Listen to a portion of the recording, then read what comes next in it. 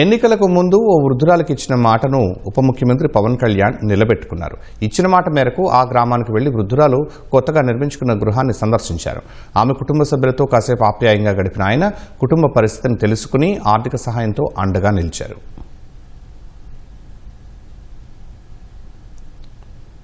ఉప ముఖ్యమంత్రి పవన్ కళ్యాణ్ గుంటూరు జిల్లా తాడేపల్లి మండలం ఇప్పటం గ్రామంలో పర్యటించారు. వృద్ధురాలు నాగేశ్వరమ్మ కొత్తగా నిర్మించుకున్న ఇంటికి ఆయన వెళ్లారు. ఎన్నికల్లో గెలిచాక వస్తారని ఇచ్చిన మాట ప్రకారం తమ గ్రామానికి తమ ఇంటికి వచ్చిన పవన్ కళ్యాణ్ను గ్రామస్తులు నాగేశ్వరమ్మ కుటుంబ సభ్యులు సాదరంగా ఆహ్వానించారు. వృద్ధురాలిని ఆప్యాయంగా ఆలింగనం చేసుకున్న పవన్ యోగక్షేమాలు అడిగి తెలుసుకున్నారు.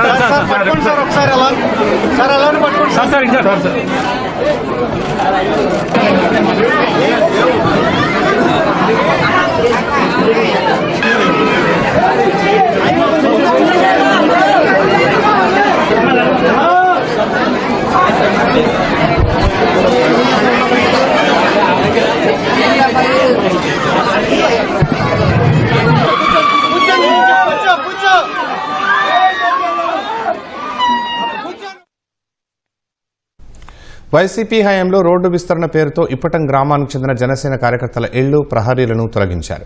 జనసేన ఆవిర్భావ సభకు భూములు ఇచ్చారన్న కక్షతో నాటి పాలకులు ఈ కూల్చివేత చర్యలకు పాల్పడ్డారు. అప్పట్లో ఇప్పటంలో పర్యటించిన జనసేనాని బాధితులకు ధైర్యం చెప్పారు. ఎన్నికల్లో గెలిచాక మళ్లీ రావాలని ఇండ్ల నాగేశ్వరమ్మ అనే వృద్ధురాలు కోరగా తప్పక వస్తానని పవన్ మాటిచ్చారు. ఆమెకి ఇచ్చిన మాట మేరకు నేడు ఇప్పటం వెళ్లిన పవన్ వారి కుటుంబం కొత్తగా కట్టుకున్న గృహాన్ని సందర్శించారు.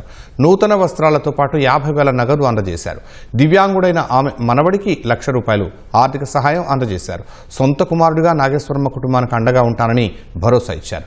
మనవడికి ఉద్యోగం కావాలని నాగేశ్వరమ్మ కోరగా పరిశీలిస్తామని పవన్ హామీ ఇచ్చారు. ఇచ్చిన మాట గుర్తుపెట్టుకుని పవన్ కళ్యాణ్ తమ ఇంటికి రావడంతో నాగేశ్వరమ్మ ఆమె కుటుంబ సభ్యుల ఆనందానికి అవధులు లేకుండా పోయాయి. పవన్ చేసిన సాయం పట్ల వారంతా సంతోషం వ్యక్తం చేశారు. నా కొడుక్కి హాస్పిటల్ ఖర్చులు రాశాడమ్మా, నాకు కొన్ని డబ్బులు ఇచ్చాడమ్మా, మనవడ చదువుకి డబ్బులు కొన్ని ఇచ్చాడమ్మా, నెలకు 5,000 కొడుకు నా మనవడికి ఇస్తానని వాగ్దానం చేశాడమ్మా. ఈయనకేమో డబ్బులు రాస్తానన్నారు, పింఛన్ రాపిస్తానన్నాడు. నేను అసలు ఏం అడగలేదమ్మా, ఒక మూగ మనవడికి ఉద్యోగం అడిగా, అది ఖాయం అన్నాడు. నెలకు 5,000 చదువుకు పంపిస్తానన్నాడు. నేను ఎదురు చూస్తానుగా, నా కొడుకు ఇంకా సీఎం అయిన తర్వాత అమ్మా నువ్వు సీఎం అయినా కూడా నేను నిన్ను తీసుకెళ్తానంటున్నాడు. నువ్వు పొలం వెళ్ళొద్దు అన్నాడు, నా కాళ్ళు ఒత్తుతున్నాడు, నువ్వు పొలం వెళ్ళొద్దు అంటున్నాడు నన్ను. చాలా ఆనందంగా ఉంది మా అన్నయ్య రావటం మా ఇంటికి. మాకు మంచి చెడ్డ అంతా చూస్తానన్నాడు, హామీ ఇచ్చారు. నాకు మందుల ఖర్చులు కాటికి రాశారు, పింఛన్ రాపిస్తానన్నారు. నేనే పనికి వెళ్ళలేకపోతున్నా, క్యాన్సర్ ఉంది నాకు. మా అన్నయ్య గారు చనిపోయాడు, మా తమ్ముడు గారు చనిపోయాడు. వాళ్ళందరినీ ఏమే అంతా చూసుకునిద్ది. అంత చాలా ఆనందంగా ఉంది. మా అన్నయ్య మా ఇంటికి రావడం చాలా ఆనందం మాకు. ఇప్పటం గ్రామానికి పవన్ ప్రత్యేక స్థానం ఇవ్వడం పట్ల గ్రామస్తులు జనసేన కార్యకర్తల్లో హర్షోద్రేకాలు వ్యక్తమయ్యాయి. 3 ఏళ్ల క్రితం జనసేన ఆవిర్భావ సభ జరిగిన ప్రాంతం ఇది. ఆ రోజున ఆ సభ జరుపుకోవడానికి ఇక్కడ గ్రామస్తులందరూ సహకరించి వారి వారి స్థలాలను ఇచ్చారన్న ఒక అక్కసుతో ఆనాటి వైసీపీ ప్రభుత్వం ఈ ఊర్లో 53 ఇళ్లను కూలగొట్టింది. ఆ విషయం తెలుసుకొని చలించిపోయిన పవన్ కళ్యాణ్ గారు ఎన్ని ఆంక్షలు ఉన్నప్పటికీ ఈ ఊరు సందర్శించి ఇళ్లు దెబ్బతిన్న ఇళ్లు కోల్పోయిన ప్రతి ఒక్కరికి తన వంతుగా ఆర్థిక సహాయం చేసిన సంగతి మనందరికీ గుర్తుండే ఉంటది.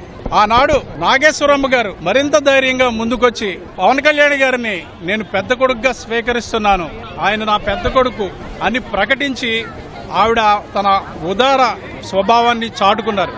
ఆనాటి నుంచి నాగేశ్వరమ్మ గారితో పవన్ కళ్యాణ్ గారి అనుబంధం కొనసాగుతూనే ఉంది. ఆవిడ పరిస్థితి ఈ మధ్యకాలంలో తెలుసుకున్న పవన్ కళ్యాణ్ గారు చెల్లించిపోయి నాగేశ్వరమ్మ గారికి వృద్ధాప్యపు పింఛను ₹4,000 ప్రతి నెల అందుతున్నప్పటికీ జీవితాంతం పవన్ కళ్యాణ్ గారు ప్రతి నెల 5,000 రూపాయలు ఆవిడ మృతి కోసం అందించాలని నిర్ణయం తీసుకున్నారు. మా సొంతూరు మా అన్నయ్య మా ఊరు వచ్చాడు మాకు, ఇక అంతకు మించి నాకు 2 అన్నయ్యలు 2 తమ్ముళ్ళు, ఈయన 5వ అన్నయ్య, అంతే మాకు. ఇక పవన్ సార్కి ఇంకా ఆయన మనసులో ఇప్పటం అనేది ఉంది, అది చిరకాలం ఉంటది అని చెప్పి ఆయన ఈ రోజు నిరూపించారు. ఒక తల్లికి ఇచ్చిన మాట కోసం ఆయన రావటం అనేది ఈ రోజు ఊరంతా సెలబ్రేట్ చేసుకుంటుంది.